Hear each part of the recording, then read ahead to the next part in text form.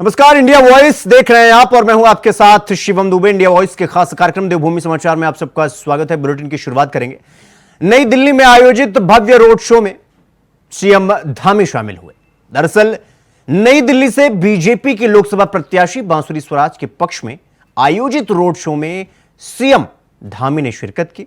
Road show में CM Dhami को देखने के लिए भारी जनसैलाब उमड़ पड़ा। रोड शो के बाद मुख्यमंत्री पुष्कर सिंह धामी ने जनता को संबोधित करते हुए बीजेपी के पक्ष में वोट की अपील की।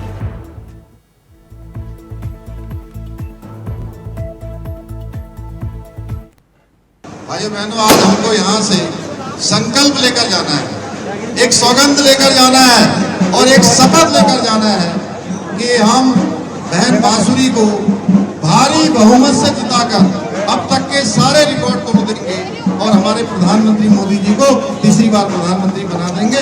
मैं यही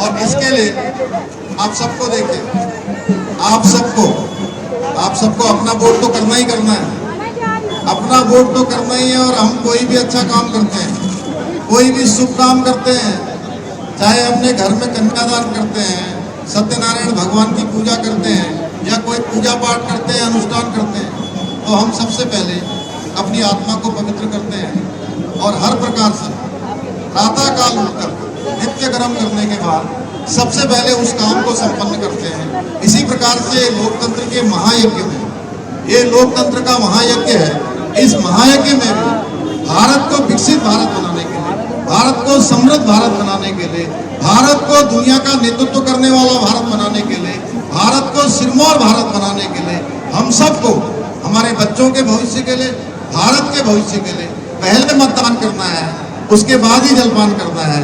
और प्रातःकाल 7 बजे से मतदान शुरू हो जाएगा। 7 बजे से मतदान करते हुए खुद भी आप लोगों ने कमल वाला बटन दबाना है।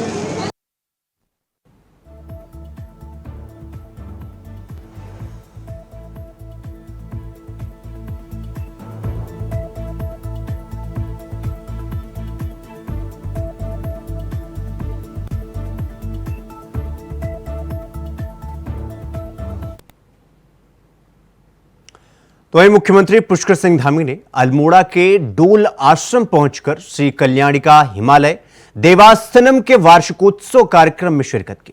इस अवसर पर मुख्यमंत्री पुष्कर सिंह धामी ने कन्याओं का पूजन करने के साथ ही श्री यंत्र की पूजा अर्चना की और समस्त प्रदेशवासियों के सुख समृद्धि की कामना की। साथ ही इस अवसर पर उत्तराखंड के पर्व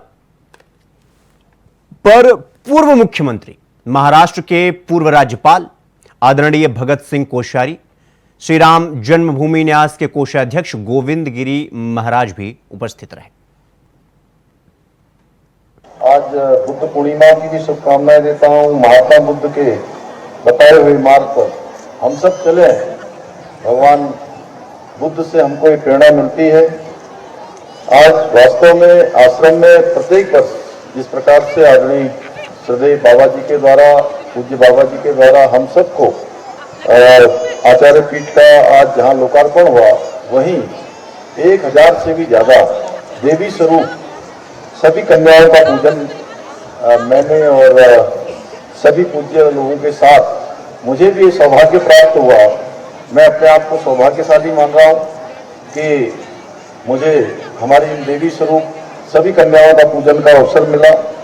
भाइयों बहनों, हम सभी जानते हैं कि डोल आश्रम जैसे ध्यान पीठ की जो स्थापना जिस उद्देश्य के लिए की गई थी, उस उद्देश्य की पूर्ति में सभी आश्रम के हमारे प्रबंधक और यहाँ से जुड़ा प्रत्येक व्यक्ति जिस प्रकार से लगातार यहाँ शिक्षा के क्षेत्र में, समाज के क्षेत्र में बिना रुके अनथक प्रयास कर रहे हैं, उसकी जितनी प्रशंसा की जाए उतनी कम है। जहाँ एक बार यह आश्रम एक और जहाँ हमारे धार्मिक पर्यटन को भी बढ़ावा दे रहा है, वहीं हमारी जो युवा पीढ़ी है, उस युवा पीढ़ी को भारतीय संस्कृति में के प्रति शिक्षित करने का काम बहुत महान कार्य कर रहा है। हमारे देवभूमि उत्तराखंड के लिए बहुत महत्वपूर्ण है यह आश्रम हमारी अति प्राचीन सभ्यता और संस्कृति उसकी एक जीती जागती मिसाल है। यह सिर्फ एक मठ नहीं बल्कि आध्यात्मिक और साधना का भव्य दिव्य केंद्र है। यहाँ स्थापित विश्व का सबसे बड़ा व सबसे भारी श्रीयंत्र इसका प्रत्यक्ष प्रमाण है। वैदिक एवं आध्यात्मिक आस्था को एक साथ जोड़ने के लिए यहाँ पर पूज्य बाबा जी के द्वारा श्रीयंत्र की स्थापना की गई थी, जो आज केवल इस क्षेत्र के लिए ही नहीं बल्कि संपूर्ण विश्व को अपनी ऊर्जा से लाभ पहुंचा रहा है। सरकार ने सेवा करने का अवसर प्रदान किया और हमने भी आप सबसे किया हुआ अपना संकल्प, आप सबसे किया हुआ वायदा, ये पूज्य संतों के आशीर्वाद से, भगवान की कृपा से, हमारे प्रधानमंत्री जी के मार्गदर्शन से हमने वो संकल्प पूरा किया और उत्तराखंड से ये समान नागरिक संहिता की गंगोत्री अब पूरे देश के अंदर जाकर पूरे देश को लाभ देने का काम करेगी।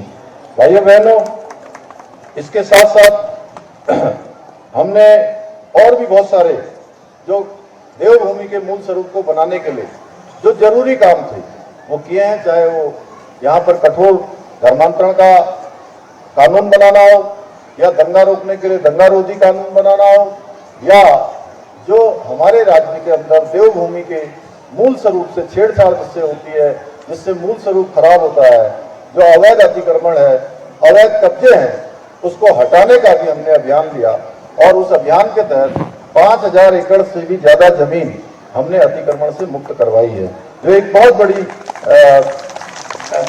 बड़ी जमीन है। इसके साथ साथ ऐसे अनेक काम, जैसे हमने अपने बेटे बेटियों के लिए नकल के कारण से जिनको बहुत सारी परीक्षाओं में बैठने के बाद भी, योग्यता प्रतिभा क्षमता होने के बाद भी उनको चयन का अवसर नहीं मिलता था, नकल माफिया हावी रहते थे, हमने सख्त नकल का कानून बनाया है। उसके कारण से अब हमारे प्रतिभावान छात्र एवं छात्राओं के साथ किसी प्रकार का धोखा नहीं होगा, किसी प्रकार की लूटपाट नहीं होगी, किसी प्रकार से उनके योग्यता क्षमता प्रतिभा के साथ छल कपट नहीं होगा। रुक करेंगे अगली खबर की ओर। अगली खबर देहरादून से है। प्रदेश में चारधाम यात्रा को सुव्यवस्थित तरीके से चलने के लिए जो सख्त कदम उठाए गए थे उसके परिणाम दिखने लगे हैं। मुख्य सचिव राधा रतूड़ी ने यह कहा कि चारधाम यात्रा अब व्यवस्थित तरीके से चल रही है। साथ ही मुख्य सचिव ने यह जानकारी देते हुए बताया कि अगर इस यात्रा को संचालित करने के लिए अर्धसैनिक बलों की जरूरत होगी तो उसके लिए भी केंद्र सरकार मदद करने के लिए तैयार है। यात्रा में अभी पूरी व्यवस्था अच्छे से चल रही है। सभी श्रद्धालुओं को सुगम सुरक्षित यात्रा का वो मिल रहा है, दर्शन हो रहे हैं। केंद्रीय गृह सचिव ने हम लोगों को सपोर्ट करने के लिए ये वीसी रखी थी और ये उन्होंने पूछा कि अगर आपके यात्रा व्यवस्था में अगर कहीं भी कोई मदद चाहिए, केंद्र सरकार भी मदद करेगी। उन्होंने सेंट्रल सीआरपीएफ फोर्स के लिए भी कहा कि आईटीबीपी एनडीआरएफ के कुछ एक्स्ट्रा फोर्स यहाँ है, उसको हम लोग यात्रा में क्राउड मैनेजमेंट के लिए यूज़ कर सकते हैं। दूसरी बात, हम लोगों ने सभी प्रदेशों को जहाँ से ज़्यादा यात्री आते हैं, जो टॉप 5 प्रदेश हैं जहाँ से अधिक यात्री चारधाम में आते हैं, उत्तर प्रदेश, मध्य प्रदेश, राजस्थान, गुजरात, महाराष्ट्र, 5 जगह मैंने भी बात कर ली है मुख्य सचिवों से और केंद्रीय गृह सचिव ने भी उनसे बात करी है। और ये मैसेज सब जगह मीडिया के माध्यम से भी दिया है कि यात्री रजिस्ट्रेशन करा के ही आए। जिस तिथि में यात्रियों का रजिस्ट्रेशन है उस तिथि में ही चारधाम के लिए आए, उससे उनको भी सुविधा रहेगी और पूरी व्यवस्था अच्छे से चलेगी। तो यही मैसेज हम लोगों ने सब जगह दिया है। चारधाम यात्रा में आई भीड़ को नियंत्रित करने का प्रयास सरकार के प्रशासन की तरफ से लगातार किया जा रहा है।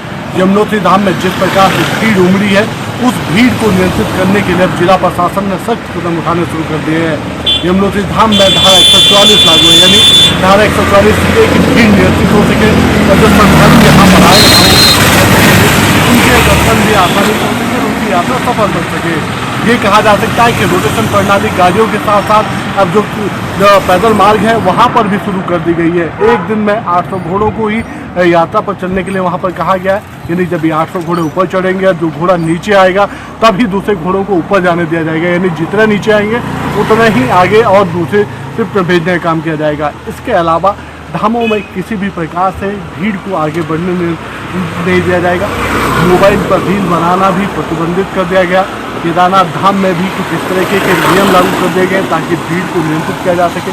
लेकिन जिस प्रकार से भीड़ उमड़ रही है तो ये कहा जा सकता है कि सरकार और प्रशासन दोनों की चिंता लगातार बढ़ रही है और उसी चिंता को समाप्त करने के लिए जिला प्रशासन सरकार के निर्देश पर सख्त कदम उठा रही है ताकि यात्रा सुगम बन सके और यात्रियों के आसानी से दर्शन भी यहाँ पर हो सके। लेकिन लगातार बेतहाशा भीड़ यहाँ पर आकर एक नया रिकॉर्ड तो बना रही है, लेकिन प्रशासन की जो चुनौतियाँ वो दिन ब दिन बढ़ती हुई नजर आ रही है। Cameraman Azad, Abhay Kaintura, India voice, Dehradun. Bulletin में रुकेंगे एक छोटे से ब्रेक के लिए। खबरों का सिलसिला जारी है, फौरन लौट रहे हैं। ब्रेक के बाद एक बार फिर आप सबका स्वागत है। मेरे साथ रुक करेंगे अगली खबर की ओर। अगली खबर देहरादून से है, जहां आपराधिक कानूनों के लिए उत्तराखंड ने पूरी तैयारी कर ली है।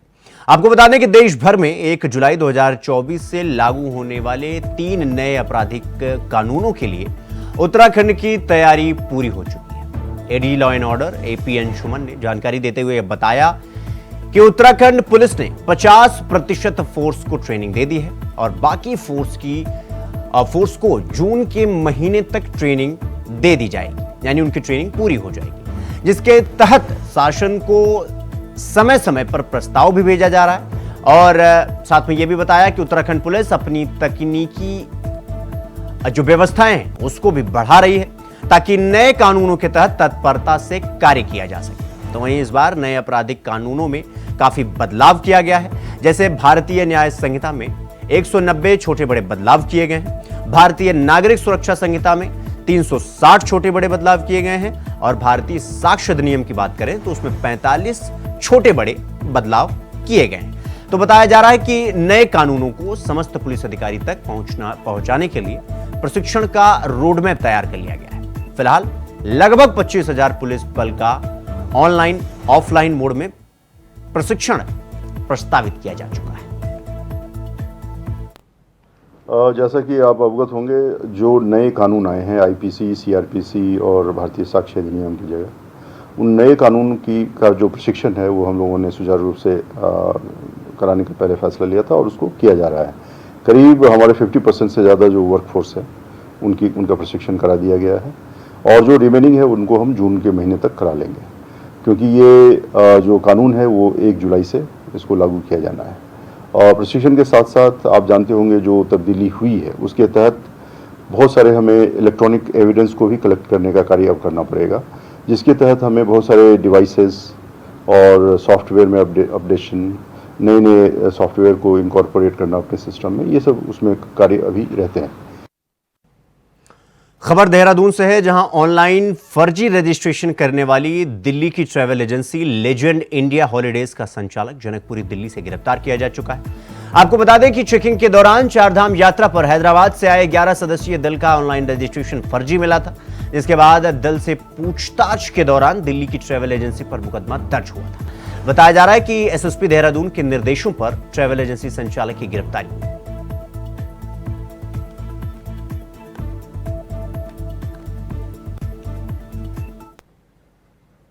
अगली खबर भी देहरादून से है, जहां उत्तराखंड कांग्रेस के पूर्व प्रदेश अध्यक्ष गणेश गोदियाल ने धामी सरकार से चारधाम यात्रा प्राधिकरण के लिए सर्वदलीय बैठक बुलाने की मांग की। आपको बता दें कि गणेश गोदियाल ने आरोप लगाया है कि सरकार ने यात्रा के शुभ अवसर को कुप्रबंधन के चलते समस्या में डाल दिया, जिसके चलते यमुनोत्री यात्रा रूट पर प्रशासन को धारा 144 लागू करनी पड़ रही है।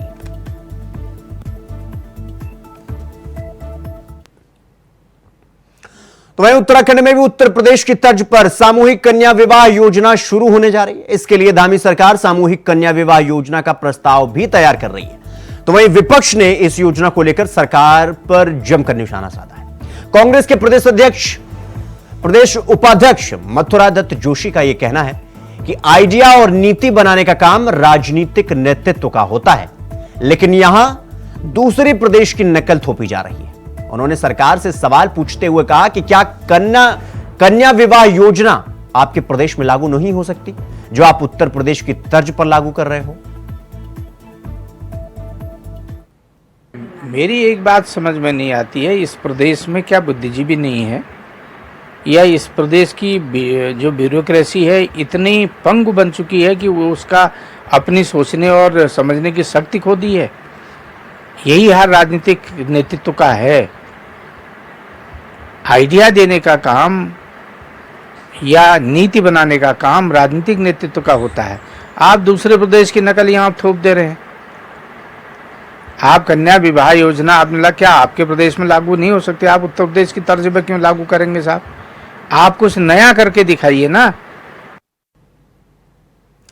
तो वहीं रुड़की के हरिद्वार रोड पर सोलानी नदी पर बना पुल लगभग 1 साल पहले क्षतिग्रस्त हो गया था, जिसको लेकर दिल्ली से पहुंची टीम के द्वारा निरीक्षण करने के बाद पुल पर भारी वाहनों की आवाजाही पर रोक लगा दिया गया। तो वहीं पुल के दूसरी तरफ कई स्कूल होने के चलते स्कूल बस भी नहीं जा रही थी।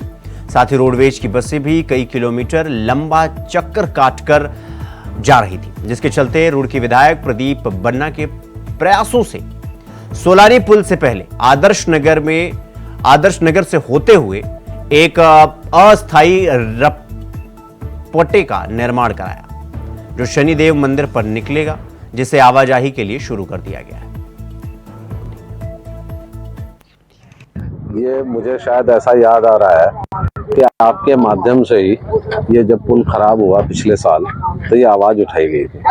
बहुत दुख की बात है कि 1 साल बीतने के बाद भी इन्होंने मात्र औपचारिकता की, एक ये रपटा बना दिया और 10-15 दिन में बारिश होगी इसका पता भी नहीं चलेगा। फिर क्या होगा? फिर उधर से जाएंगे लोग।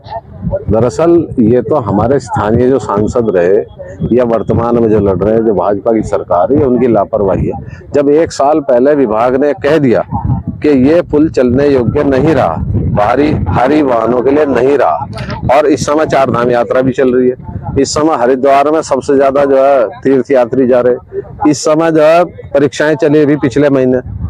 इस सड़क से 10-11 स्कूल कनेक्टेड है। जहां से रास्ता आ रहा है उस मोहल्ले में भी जो है 3-4 अच्छे स्कूल है। यहाँ कोई डिवाइडर की व्यवस्था नहीं है। ये ऊट पटांग इन्होंने बना दिया।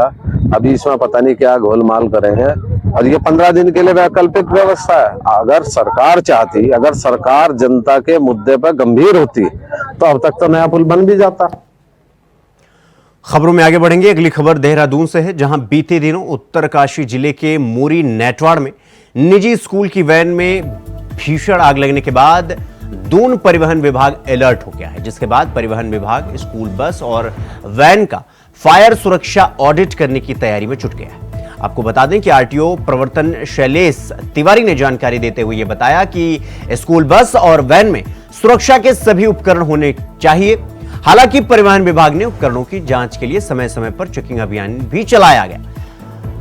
साथ ही बताया कि इस बार जून महीने में स्कूल बस और वैन का फायर सुरक्षा ऑडिट किया जाएगा। यह ऑडिट अग्निशमन विभाग के सहयोग से होगा। यदि किसी वाहन में किसी तरह की कमी मिलती है तो उन कमियों को पूरा करवाया जाएगा। साथ ही साथ यात्रा वाहनों में फायर उपकरण तो लगे रहते हैं, लेकिन ड्राइवरों को उनके उपयोग कैसे करना है इसकी जानकारी ड्राइवर के पास नहीं होती। ऐसे में ड्राइवर को इस बार ट्रेनिंग भी दी जाएगी। इसके लिए अग्निशमन विभाग की ओर से बाकायदा डेमो भी दिया जाएगा। आगे से बचाव के लिए क्या क्या करें इसकी भी विस्तार से जानकारी दी जाएगी। जैसा कि उत्तरकाशी के नेटवाड़ में एक स्कूल वैन में आग लग गई थी। आग लगने के बाद बच्चे तो उतर आए, उनको कोई नुकसान नहीं हुआ, लेकिन वैन पूरी तरह से जल गई। तो भविष्य में ऐसी दुर्घटनाएं न हो, इसको कैसे हम मिनिमाइज कर सकते हैं?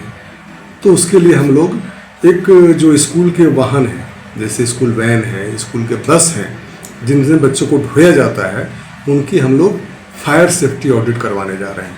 इसका मतलब होगा कि हम लोग गाड़ियों को चेक करेंगे, गाड़ी में फायर इक्विपमेंट लगे हैं कि नहीं ये भी देखा जाएगा।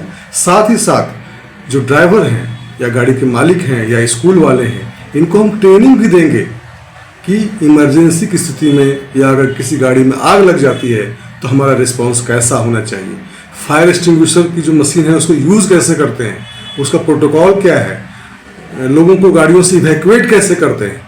इन सब चीज़ों को ध्यान में रखते हुए जून महीने से हम लोग फायर सेफ्टी ऑडिट करने जा रहे हैं। साथ ही साथ जो इसमें एक्सपर्ट संस्था है, जो हमारा अग्निशमन विभाग उत्तराखंड का है, उसको भी इसमें हम लोग शामिल कर करने जा रहे हैं ताकि उनके एक्सपर्टाइज का भी हमें फायदा मिल सके। तो देवभूमि समाचार में फिलहाल अभी के लिए बस इतना ही। देश और दुनिया की तमाम खबरों को देखने के लिए देखते रहिए इंडिया वॉइस। नमस्कार।